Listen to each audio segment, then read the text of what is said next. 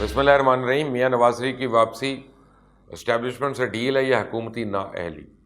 آصف علی زرداری بھی میدان میں آ گئے۔ ویسے تو جب سے میاں نواز شریف لنڈن گئے تھے اس کے کچھ عرصے بعد ہی چند مہینوں کے وقفے سے مسلم لیگ نون کا کوئی نہ کوئی رہنما یہ بیان تو دیتا نظر آتا ہے کہ میاں نواز شریف جلد واپس آ جائیں گے، لیکن سب کو معلوم تھا کہ اس وقت حالات اتنے زیادہ سازگار نہیں تھے، اس لیے اس طرح کے بیانات کو بھی زیادہ سنجیدہ نہیں لیا جاتا تھا۔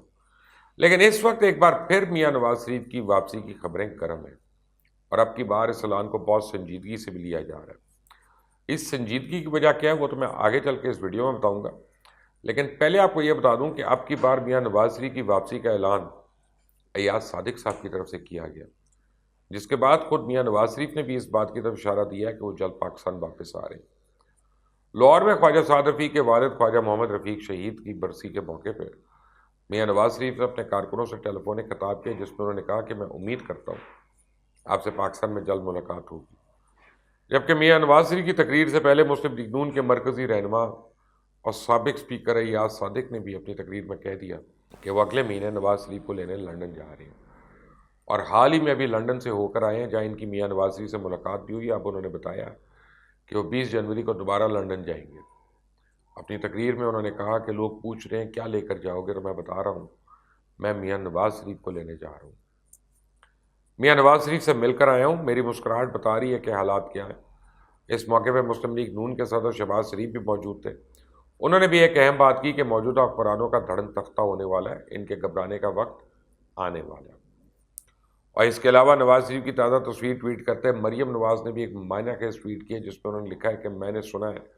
آپ ایک کھلاڑی ہیں، آپ سے مل کر خوشی ہوئی، میں ہی کوچ ہوں۔ ویسے بھی حال ہی میں مریم نواز نے اپنے چچا شہباز شریف کے حق میں بھی اعلان کر چکی ہیں کہ اگر شہباز شریف کو وزیر اعظم بنایا گیا تو ان کو اس پہ کوئی اعتراض نہیں، بلکہ وہ ان کی سپورٹ کریں گی۔ اور شہباز شریف کی درینہ ساتھی چودھری نثار کا ڈیرا پھر سے آباد ہو گیا۔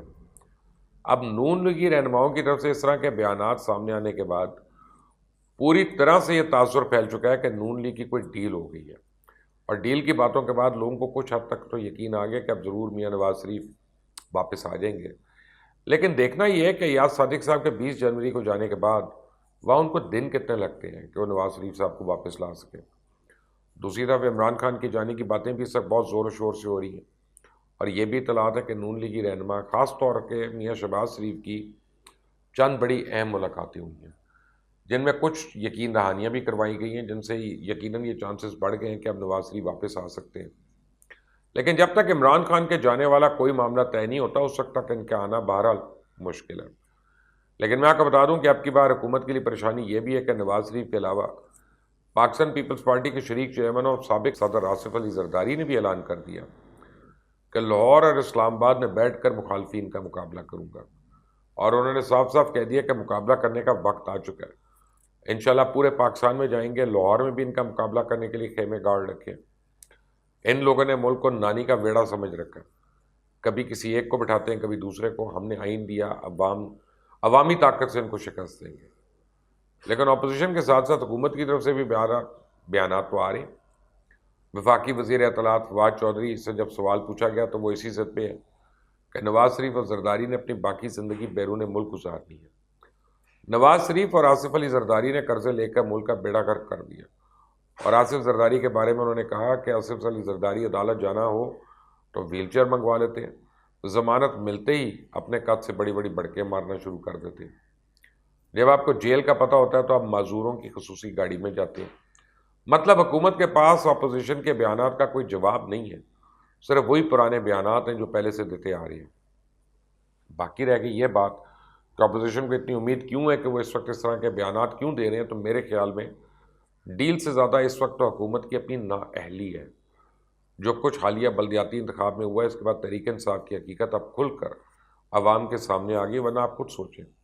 ایسا ہو سکتا ہے کہ وزیر امور کشمیر علی امین گنڈا پور، وزیر مملکت علی محمد خان، صوبائی وزیر تعلیم شہرام ترکئی، وفاقی وزیر دفاع پرویز خٹک، وفاقی وزیر و پانی بجلی عمر ایوب، ان سارے امیدوار سرکاری مشینری کے بھرپور استعمال کے باوجود اپنی اپنی تحصیلوں میں بدترین شکست سے دوچار ہوتے ہیں۔ اور اس کے علاوہ رہی صحیح کسر جو ہے نور عالم خان کی گفتگو سے پوری ہوگی کہ تحریک انصاف کے پاس اقتدار کا جواز ہی عوام کی معاشی مشکلات میں کمی لانا تھا، لیکن جب تحریک انصاف کے اقتدار میں مشکلات میں کمی کی بجائے ہر گزرتے دن کے ساتھ اضافہ ہوگا تو حال یہی ہونا تھا۔ اور میں ایک بات آپ کو یہاں پہ بتاؤں جو آپ کبھی کسی اور نے نہیں بتائی، اور یاد رکھیے گا کہ آپ نے یہ مبشر لقمان یوٹیوب چینل پہ سنی، کے پی کے میں جن جگہوں پہ الیکشن ہوا ہے یہ پی ٹی آئی کے گڑھ تھے، اور یہاں سے ہر حال میں پی ٹی آئی نے جیتنا تھا،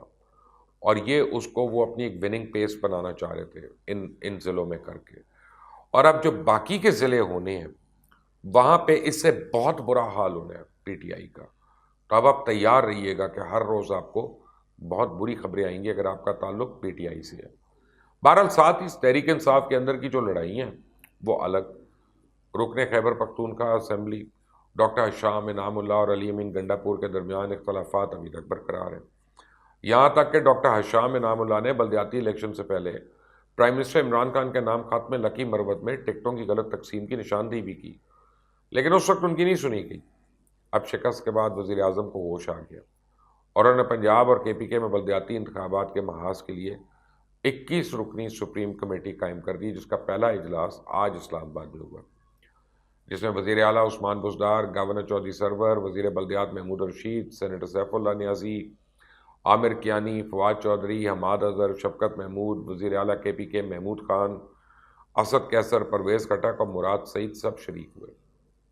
لیکن بات یہ کہ آپ جتنے مرضی اجلاس کر لیں، جتنی مرضی ملاقاتیں کر لیں، جب تک آپ لوگوں کی مشکلات نہیں دور کریں گے آپ کے سیاسی حالات بہتر نہیں ہوں گے اور اپوزیشن کو بھی شے ملے گی۔ آئی ایم ایف کے کہنے پہ آپ نے عوام پر مہنگائی بم پھاڑ دیا، لیکن حکومتی حلقوں کے حالات یہ ہیں کہ 100 سے زیادہ اراکین پارلیمنٹ ہیں جو نہ تو انکم ٹیکس دیتے ہیں، نہ ان کا نام ایف بی آر کے پاس ہے۔ 1170 میں سے 161 اراکین نے اپنی آمدنی پہ نہ تو کوئی ٹیکس دیا اور نہ ہی انہوں نے کوئی ٹیکس گوشوارہ جمع کرایا،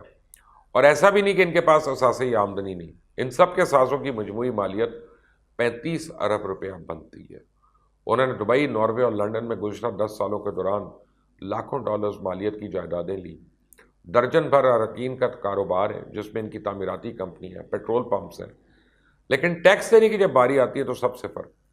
اور ڈٹائی کیا یہ ہے کہ عوام کے لیے آپ نے ٹیکس نیٹ میں اضافے کی مہم شروع رکھی ہے، جس میں شہریوں سے اپیل کی جا رہی ہے کہ پاکستان اور ملک سے باہر اپنے اثاثوں کی معلومات فراہم کریں۔ تو عوام پر ہی ہر چیز کا بورڈ ڈالنے سے بہتر ہے کہ آپ اپنی کارکردگی بہتر کریں، اپنے آس پاس موجودہ لوگوں کا احتساب کریں، ورنہ ڈیل بھی ہوگی، اپوزیشن لیڈر بڑے بڑے بیان بھی دیں گے، بلکہ آنے والے وقتوں میں آپ کے سر پہ بھی آ کے بیٹھیں گے اور آپ کو اسی طرح شکست پر شکست ہوگی۔ اس لیے بہتر ہے کہ وہی پرانے بیانات دہرانے کی بجائے اپنی آنکھیں کھولیں، عوام کو ریلیف دینا شروع کریں۔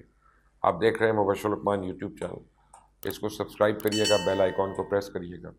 انٹل دی نیکسٹ ٹائم، اللہ حافظ۔